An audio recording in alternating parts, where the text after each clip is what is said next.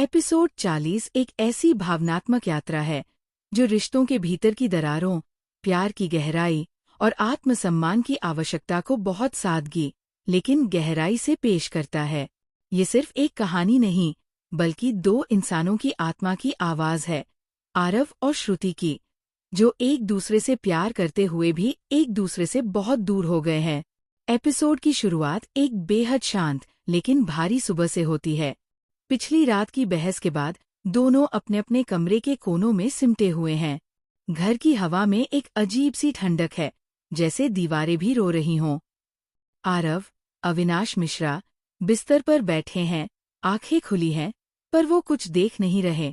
मन में पछतावा है, पर जुबान पर सन्नाटा। वह रात की बातें याद करता है। श्रुति, श्रद्धा, आर्या के वो शब्द जो तीर की तरह उसकी आत्मा को छू गए थे। प्यार सिर्फ साथ रहने का नाम नहीं, एक दूसरे की तकलीफ को महसूस करने का नाम है। ये संवाद इस एपिसोड का केंद्र है। आरव खुद से सवाल करता है, क्या उसने कभी सच में श्रुति को समझने की कोशिश की थी, या बस ये मान लिया था कि वो हमेशा समझ जाएगी? ये सवाल उसके भीतर एक अपराध बोध पैदा करता है। दूसरी ओर, श्रुति बाथरूम के आईने के सामने खड़ी है। पानी उसके चेहरे पर गिरता है, पर वो रो नहीं रही।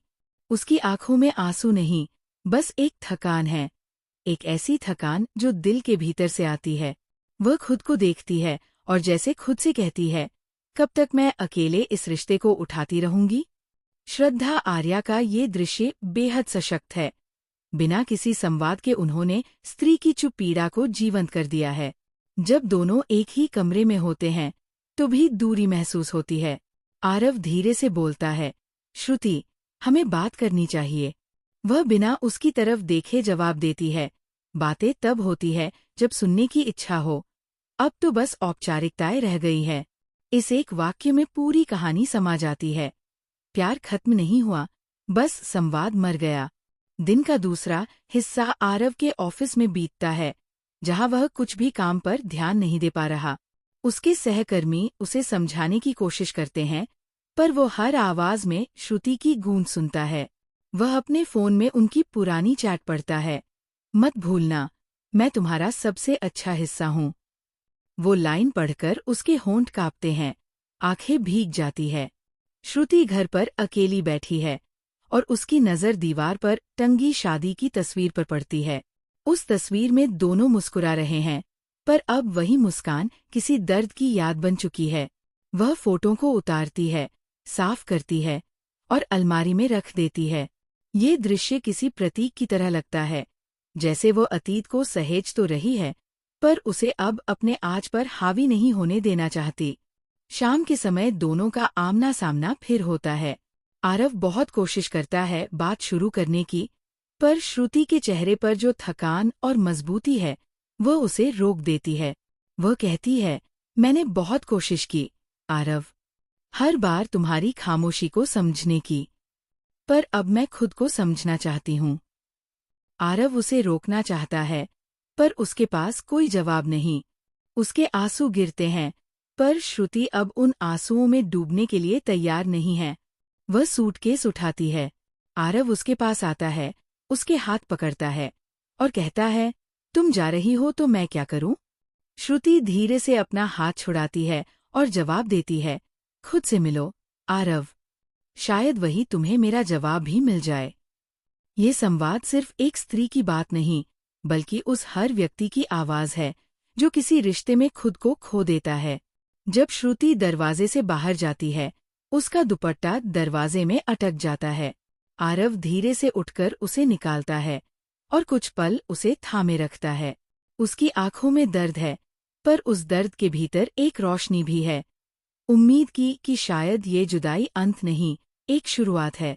सीन खत्म होता है और बैकग्राउंड में वही पुराना थीम सॉन्ग बजता है। प्यार से बंधे रिश्ते टूटकर भी जुड़ जाते हैं।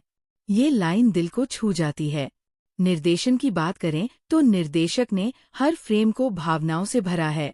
कैमरा कभी बहुत पास आता है, तो कभी दूर जाकर दोनों की दूरी को दिखाता है। लाइटिंग बहुत सॉफ्ट रखी गई है। पीले रंग का हल्का टोन, जो नॉस्टैल्जिया और दर्द दोनों का एहसास दिलाता है। बैकग्राउंड म्यूजिक शानदार है, कहीं पियानो की उदासी है, कहीं वायलिन का टूटता हुआ सुर। अविनाश मिश्रा ने आरव के किरदार में वो बेचैनी और पश्चाताप बहुत बारीकी से दिखाया है। उनकी आंखों में जो पश्चाताप झलकता है वो किसी भी संवाद से ज्यादा असरदार है। श्रद्धा आर्या का अभिनय एकदम दिल में उतर जाता है। वो टूटती नहीं, बस खुद को संभालती है, और यही उनकी ताकत है। कहानी का संदेश बेहद गहरा है। प्यार कभी खत्म नहीं होता, वह बस रास्ता भटक जाता है। और कभी कभी उस प्यार को बचाने के लिए थोड़ी दूरी जरूरी होती है, ताकि दोनों लोग खुद को और एक दूसरे को दोबारा समझ सकें।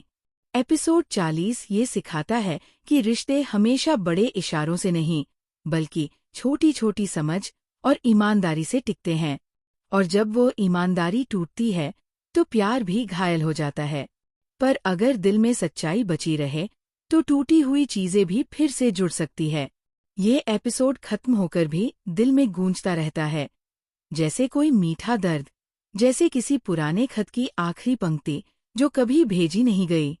प्यार से बंधे रिश्ते का ये भाग सिर्फ एक एपिसोड नहीं, बल्कि एक आईना है, जो हमें दिखाता है कि प्यार की असली सुंदरता उसकी सादगी और सच्चाई में छिपी होती है।